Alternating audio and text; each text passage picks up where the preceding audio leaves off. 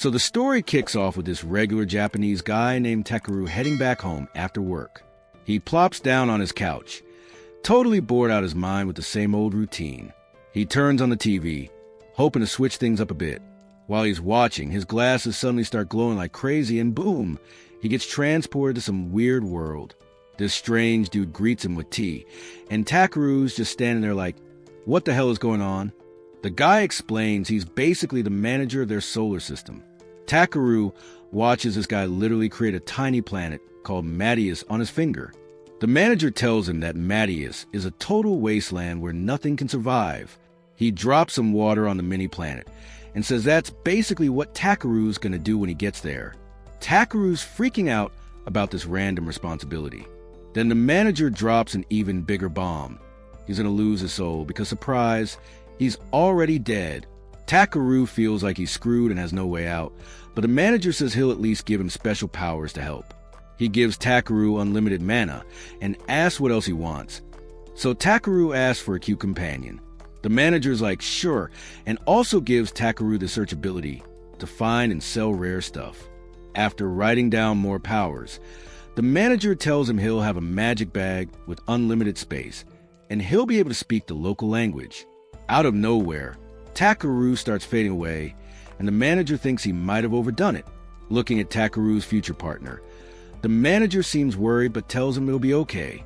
Takaroo's thinking he's getting scammed big time, but everything goes black as he enters the new world. Soon enough, he wakes up leaning against a tree in this super green forest. When he looks up, there's this massive ring planet in the sky. He gets up and starts looking for people. After walking for a bit, Takaroo finds a village but panics because he's broke. Then he remembers the search ability the manager gave him and tries to use it. Nothing happens, so he's just standing there like an idiot holding his wand. Thinking he screwed up the spell, he tries writing it on the ground instead. The search spell finally kicks in and shows him where a bunch of items are around him. Takaroo scans one and finds out it's B-grade nightgrass. He gets excited about the rank and picks it up before grabbing the other stuff. But then he's disappointed because they're all E-rank garbage. Then he spots this nice-looking rock, but when he scans it, turns out it's monster crap. Takaroo's shocked that the poop is actually C-ranked and puts everything in his bag. He heads to the village to sell his stuff and finds this yawning guard at the entrance. The guard's surprised by how tall he is and asks if he's a knight. Takaroo says nah, he's just a gatherer, and the guard introduces himself as Captain Marlowe, who's in charge of the village defense.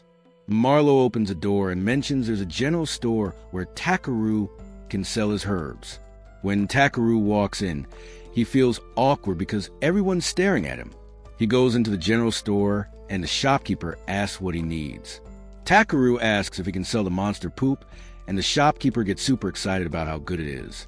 He tells Takaroo it's worth a gold coin, so Takaroo asks if that's enough for an inn.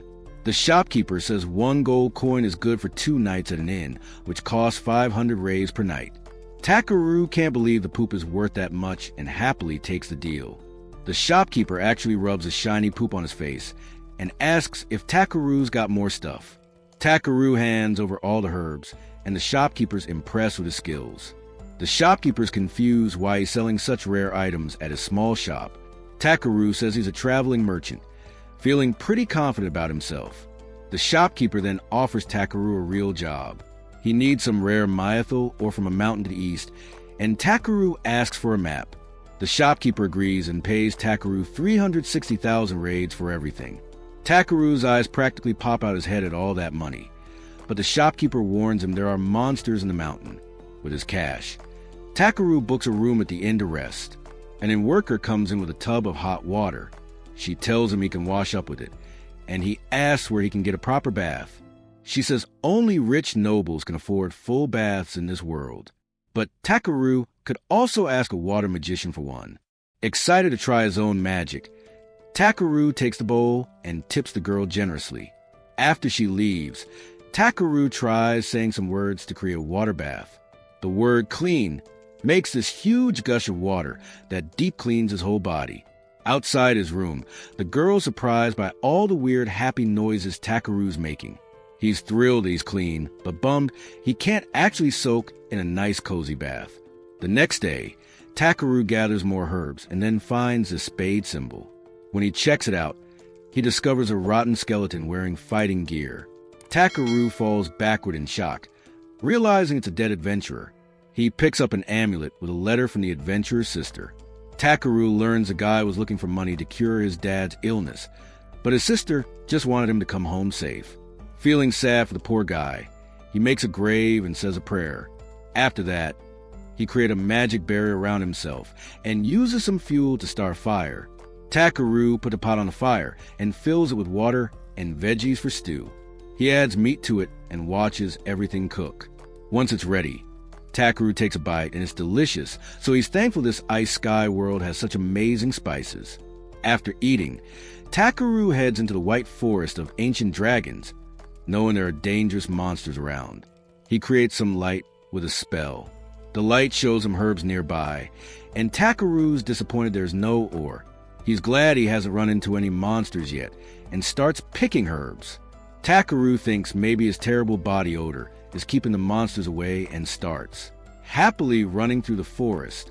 He sees light at the end of the tunnel and runs toward it to get out, but Takaroo runs straight into a huge pit and starts falling down. He frantically chants every spell he can think of and finally finds a flying spell. The spell glows around him and gently brings Takaroo down to the ground. He sits down, relieved, but then notices symbols everywhere around him. Takaroo pulls out his hammer and starts mining all the ore. He breaks off a piece and sees it's silver ore, but there's no myethil. He uses the search spell again and finds some hidden ore, but the ground starts shaking. He decides to grab the ore and get out fast, using a fireball spell to uncover the hidden rock. Once the spell breaks the rock, Takaroo finds some tiny pieces of myethil deep inside. He's disappointed with how little there is, and ignores the shaking ground to look for more ore. He explores the rest of the cave and finds this beautiful underground lake. He rushes to scan the water and finds out it's SS-ranked magic elemental water. Takaroo gets excited about finding something so valuable, but then learns it's actually from an ancient dragon's nest. A deep voice calls out, asking who's trespassing, but Takaroo ignores it and wonders how to collect the water. He tries drinking some, but suddenly the water explodes and the dragon comes out. It angrily tells Takaroo to stop ignoring it, and he just stares at the creature silently. The dragon notices how calm he is, and Takaroo apologizes for coming into its lair. As the dragon looks at Takaroo's body, he feels weird about bowing to it. The dragon respects Takaroo's courage and asks who he is. Takaroo says he's human, which surprises the dragon because of all the mana in his body. The dragon says Takaroo's mana woke him up, and he's confused about it. The dragon tells Takaroo his mana is as strong as its own, and Takaroo finally realizes he's talking to an ancient beast. The dragon nods and says his name is Valdius. Takaroo asks if he can call him V, and Valdius is cool with it. He asks Takaroo for a favor, saying he could wake up his kids with all that power. Takaroo's surprised, so V explains the magic around his lair has gotten stale. He offers to pay Takaroo and summons this huge chunk of pure myethil ore as payment. Takaroo asks where the eggs are, and the dragon brings out a big black egg from the water. He sends it to Takaroo, who puts it up to his ear and hears the baby dragon's faint heartbeat inside. Takaroo wonders how to wake up the baby, and V tells him to pour his mana into the egg. V says it's just like making the light spell. So Takaroo decides to heat up the egg. After it heats up, the egg releases this powerful aura and starts sucking all of Takaroo's mana out. V starts laughing like a villain, and Takaroo realizes the sneaky old dragon tricked him. Losing his strength, Takaroo's vision fades, and he feels himself sinking into water. Takaroo hears a weird voice in his dream, yelling at him for being so careless. A man shows up in front of Takaroo and says he should have just run away from the dragon. The man tells Takaroo he's been messing with planet Mattius for thousands of years. But Takaroo's already shaken up the whole world on just the second day there. The man thinks Takaroo's carelessness is going to weaken the space manager's protection, then remembers he wanted a cute partner. As Takaroo's eyes start closing again, the man says he deserves some trouble before Takaroo can even ask what's going on. Everything fades and he wakes up in the real world. Takaroo hears a cute voice squeaking in the dark cave, and V asks if he's okay. Takaroo thinks V is messing with him using a fake voice, and uses a light spell to catch him, but instead, he finds a baby dragon squeaking at him, and it jumps right on his face. After Takaroo puts the baby dragon down, V asks him to name it. Takaroo surprised V, is letting him name his kid. The dragon explains his child already has a dragon name, but Takaroo should give him a common name. Takaroo gets up and starts thinking hard, and decides to call it V because it's black. Loving his new name, V starts licking Takaroo's face to show he's happy. V calls his kid by his full name, Black Nobi Valdius, and says Takaroo picked a good nickname.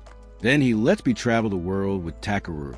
Takaroo feels the baby join his party, and tells V he should spend time with his newborn baby. He thinks V shouldn't trust a random stranger with his baby, but V trusts Takaroo because he's stronger than him. He shoots a beam at Takaroo's bag before sinking back into the water. As V keeps drooling all over Takaroo's face, V says goodbye before disappearing into the depths. Takaroo's blown away by how surreal this whole thing is, and seriously asks B if he's ready for a gathering journey. B happily agrees, so he washes its stinky body to protect his nose during their adventures. That was episode 1. Subscribe so you don't miss the next part.